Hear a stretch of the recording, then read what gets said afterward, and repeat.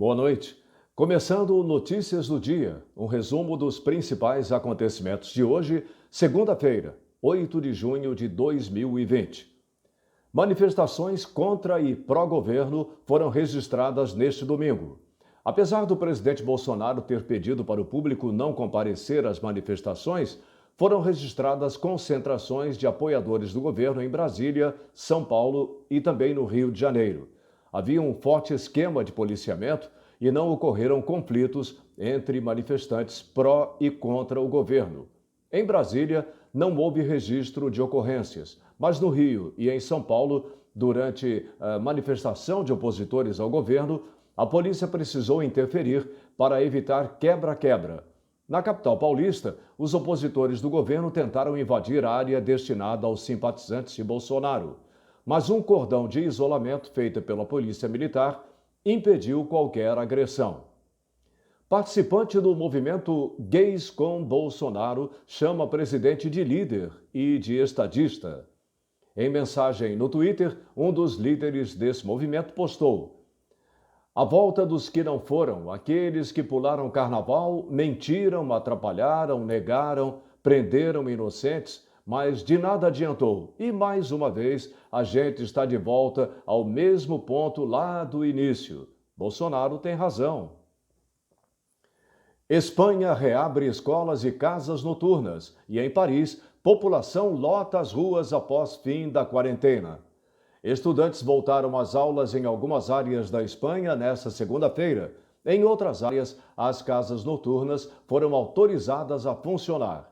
Em Paris, pessoas saíram às ruas e lotaram os tradicionais cafés da cidade.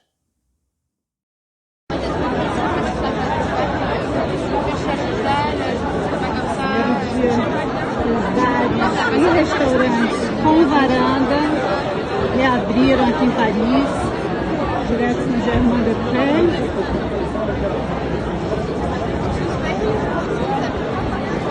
Eles estão até colocando umas mesas extras para poderem dar vazão de tanta gente que tem.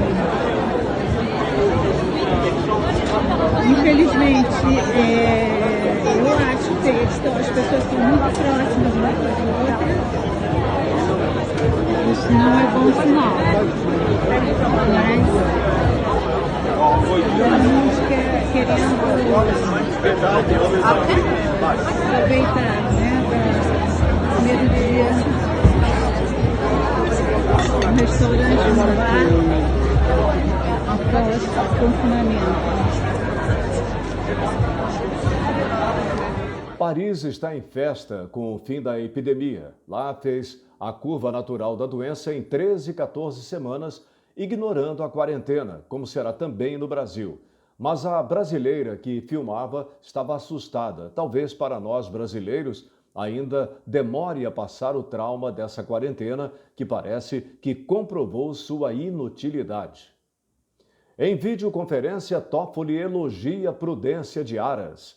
O presidente do Supremo Tribunal Federal, ministro Dias Toffoli, aproveitou hoje, 8 de junho, uma videoconferência transmitida pelo canal do YouTube do Conselho Nacional de Justiça, o CNJ, para elogiar a prudência e a parcimônia com que o Procurador-Geral da República, Augusto Aras, tem exercido o cargo. Toffoli, que também preside o CNJ, disse que Aras tem sido uma pessoa que, nesse momento pelo qual o país passa, tem tido muita prudência, tem atuado com muita parcimônia, tem atuado do ponto de vista a não trazer problemas.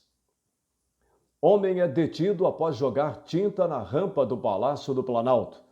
O Gabinete de Segurança Institucional da Presidência da República informou que o Palácio do Planalto foi alvo de um ato de vandalismo na manhã desta segunda-feira, 8 de junho, quando um homem lançou tinta vermelha na rampa do prédio.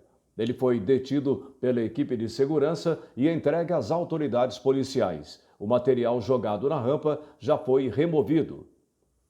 Toma posse o novo secretário de Justiça. O presidente Jair Bolsonaro deu posse hoje ao advogado da União, Cláudio de Castro Panoeiro, para exercer o cargo de secretário nacional de Justiça do Ministério da Justiça e Segurança Pública.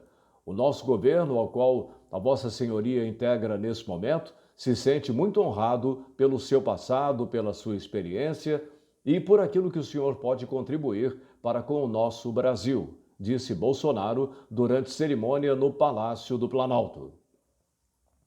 Deputado Carlos Jordi diz que prefeito de Niterói desperdiçou 10 milhões de reais em compra de respiradores. Prefeito da cidade de Niterói, Rio de Janeiro, Rodrigo Neves, gasta mais de 10 milhões em contrato emergencial para a compra de respiradores que não servem para UTI, somente para ambulâncias. Pequeno comerciante se desespera no Rio após fiscais da prefeitura tentarem apreender sua mercadoria. Bota alguém para pegar sem autorização. Não tira sem autorização. Eu não vou levar essa fruta para casa. Eu não vou. Tá aí. Eu não vou levar essa fruta para casa. Eu quero meu dinheiro. Vai, leva aí. Leva tudo agora. Leva aí. Que conversa, meu irmão. Pô, leva. Leva minhas coisas. Eu estou trabalhando. O dinheiro que eu tinha está investido aqui. Está investido. Nós estamos numa pandemia. Uma calamidade pública. Que o prefeito tem que entender que o povo precisa ganhar alguma coisa. Ele não dá comida pra ninguém, não. Leva minhas coisas aqui, leva. Aí, ó, leva. Leva aí as coisas aí, leva. Tá bom, tio, tá bom, tio. Leva a porra das coisas, leva. Leva. Vai ter que levar isso. Vai levar. Leva. Quer levar as coisas? Leva, porra. Tá bom, tio, tá bom, tio, tá bom, tá bom, tio, tá bom. Vamos levar? Eu não posso trabalhar enquanto a pandemia, não. Não respeita, pô. Você quer trabalho, não respeita. Não está feito gente. Não respeita. É animal, é? Eu vou fazer o que com essa fruta? Eu vou fazer o quê? Vou baixar a bola aí, jogador. Calma. Tá bom, tio, tá bom, tio. Tem que chamar a polícia, pô. Chama a polícia. Não, a gente tem o poder. Se você tem poder de levar o cara. É isso, rapaz. Eu tenho que trabalhar com minhas prestações tudo atrasadas. Eu investi, eu não vivo disso aqui, não. Eu não vou botar um sacolão aqui, não. Eu quero só um... Ei! Ei!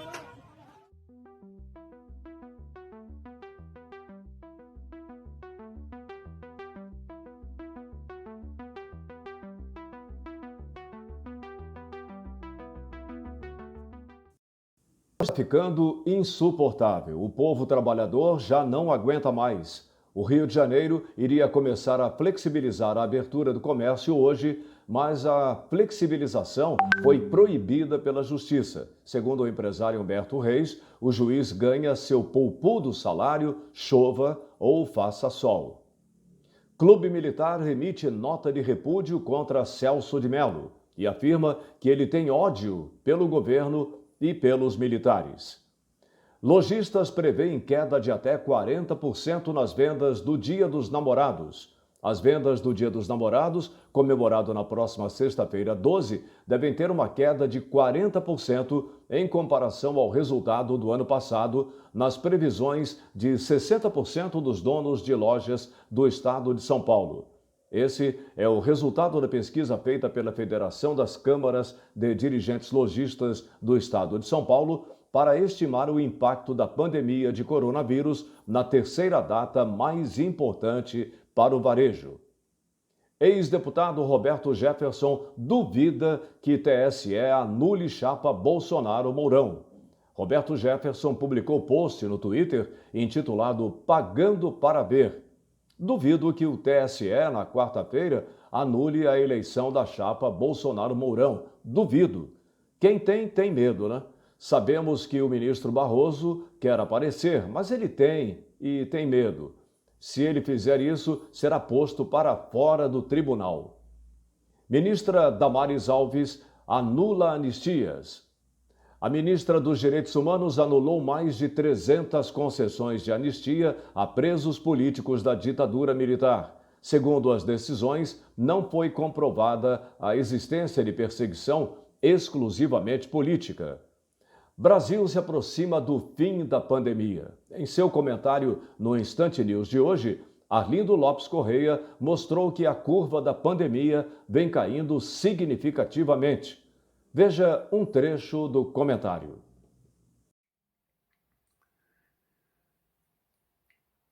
Com a pandemia, A grande mídia passou a divulgar diária e estridentemente as mortes pelo Covid-19 sem explicações muito claras desses números. Fala em registros, não se sabe bem o que é isso.